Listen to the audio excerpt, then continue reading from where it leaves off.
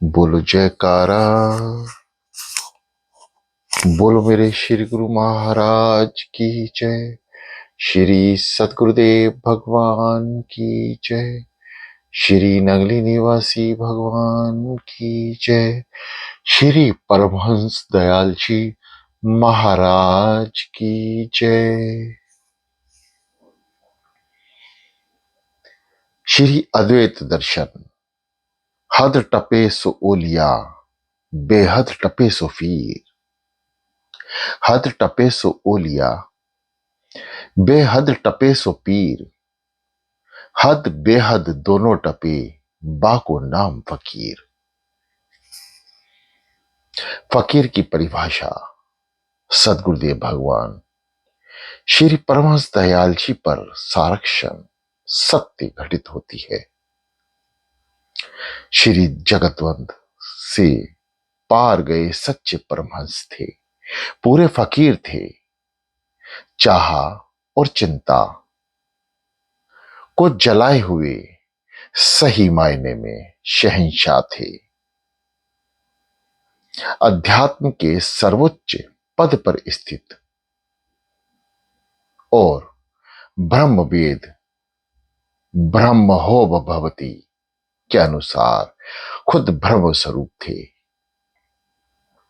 संसार की कामना वासना उन्हें छू भी नहीं सकती थी। सांसारिक इच्छाएं उनसे बहुत दूर थी।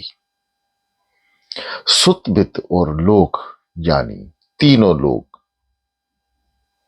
के ऐश्वर्य भी उनके सामने फीके लगते थे।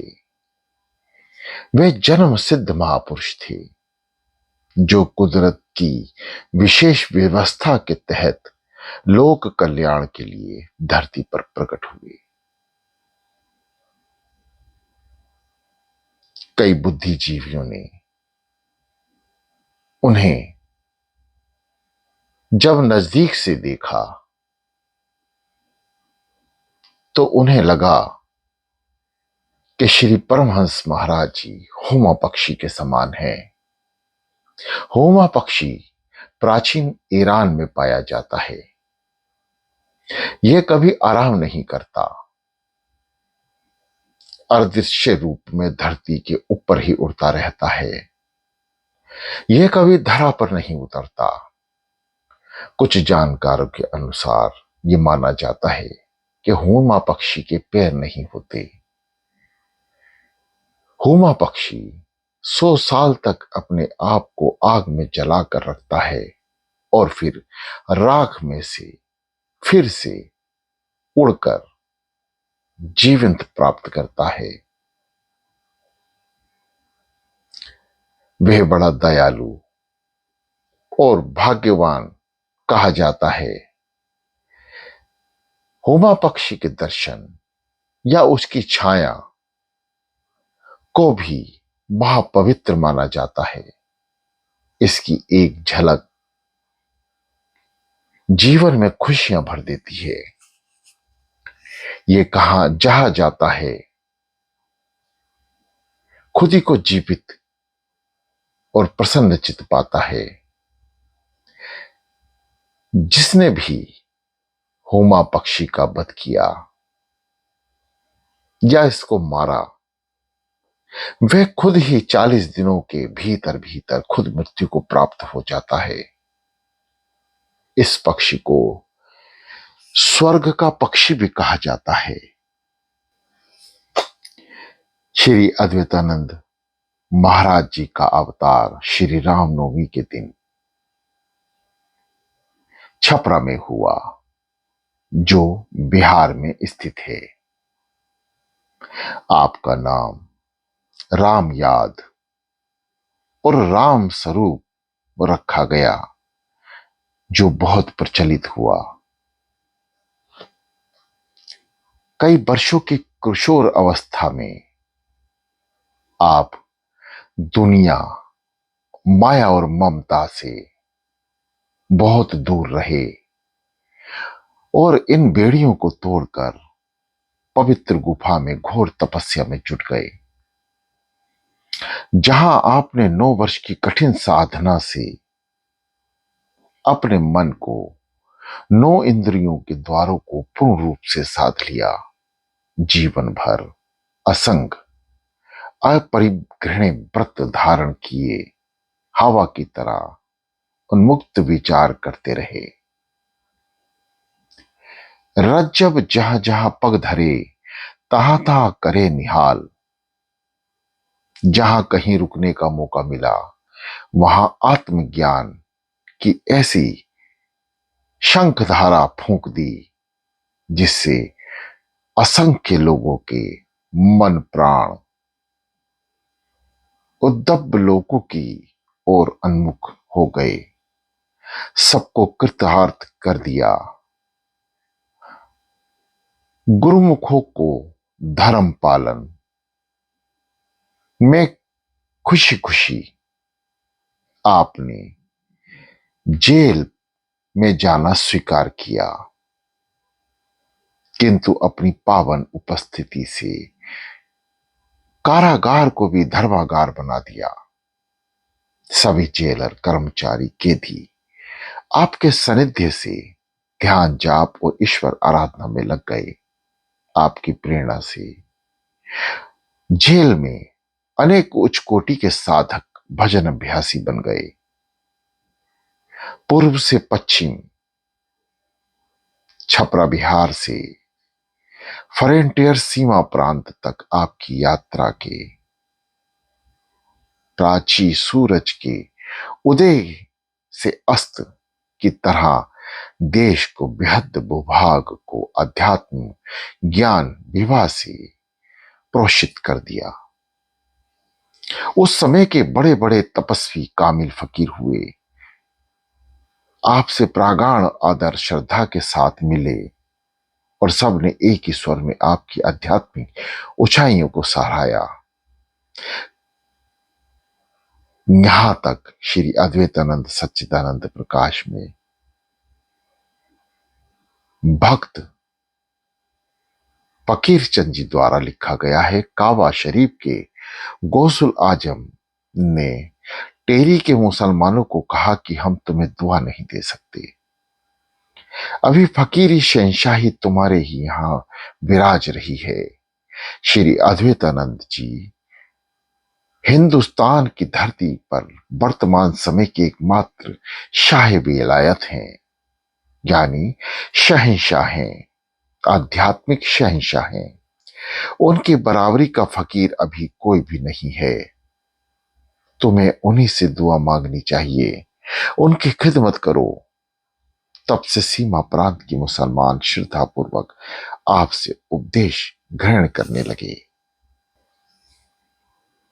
श्री परमहंस दयाल जी, बाल योगी श्री बेलीराम जी, जो वर्तमान में श्री स्वामी स्वरूपानंद जी महाराज हैं, को टेरी से आगरा तप साधना के लिए लेकर पहुंचे। धोना सुलगाकर, चिमटा गाड़ कर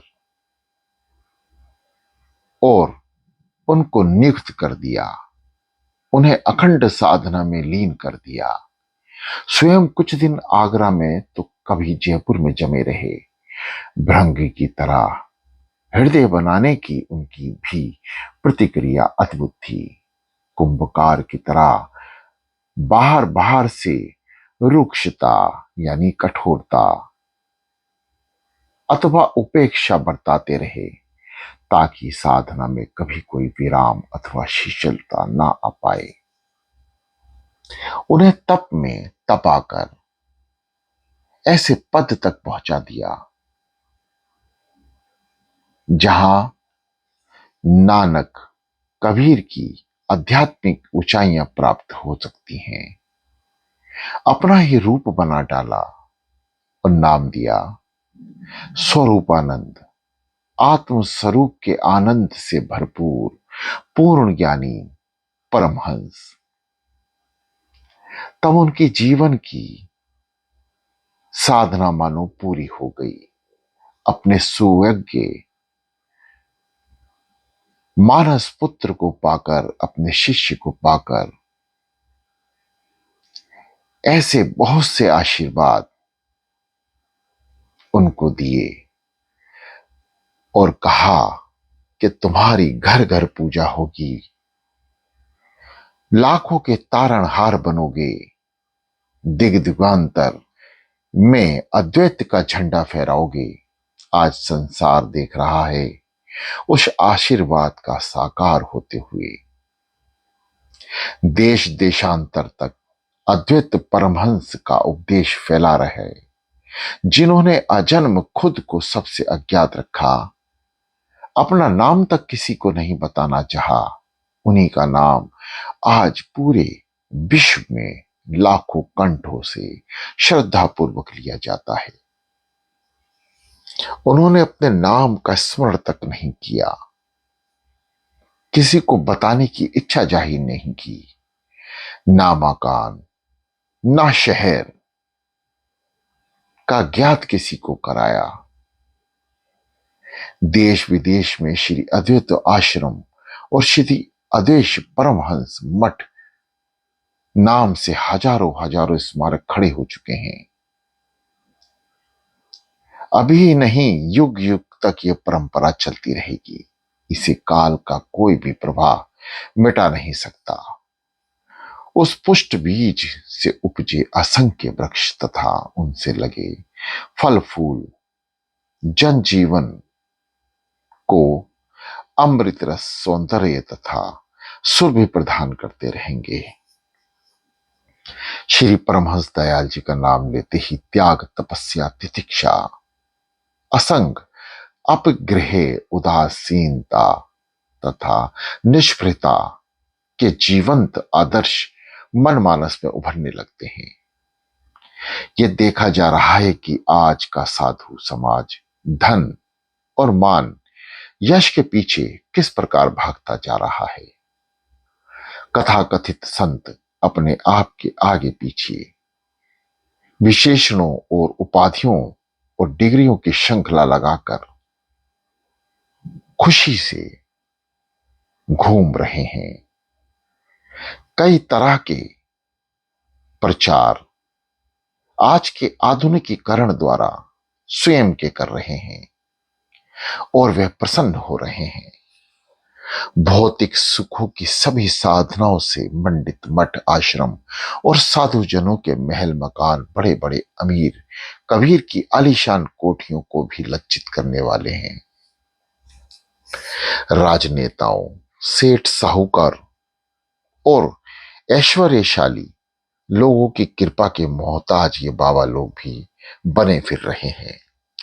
यही सत्य है कि जिन्होंने प्रभु नाम के प्रचार के पीछे खुद का नाम छुपा लिया, मिटा दिया, युग युग से उसे संसार याद करेगा। उनके नाम पर लाखों करोड़ों फूल चढ़ाए जाएंगे। दूसरी तरफ जो अपने नाम को खुद उजागर करने के लगे हैं, उन्हें अपने जाने के थोड़े ही समय बाद जमाना भूल जाएगा। यह कुदरत का नियम है। श्री स्वरूपानंद जी महाराज आज जीवंत प्रमाण है, जो आत्म और शरीर रूप से अपने श्री सदगुरुदेव भगवान श्री परमहंस महाराज जी के समस्त उपदेशों, उनके बताए मार्गों पर अपने समस्त शिष्यों को चला रहे हैं। वे स्वयं अपने सदगुरुदेव भगवान श्री अद्वैतानंद जी महाराज की आज्ञा और उनकी सेवा में लीन रहते हुए अपने भक्तों को भी इसी मार्ग पर चला रहे हैं और चलाते रहेंगे। दीजिए मति बने हम सद्गुणी संसार में, मन हो मंजुल धर्म में, ओतन लगे उपकार में। बोलो जयकारा, बोलो मेरे श्री गुरु महाराज की जय।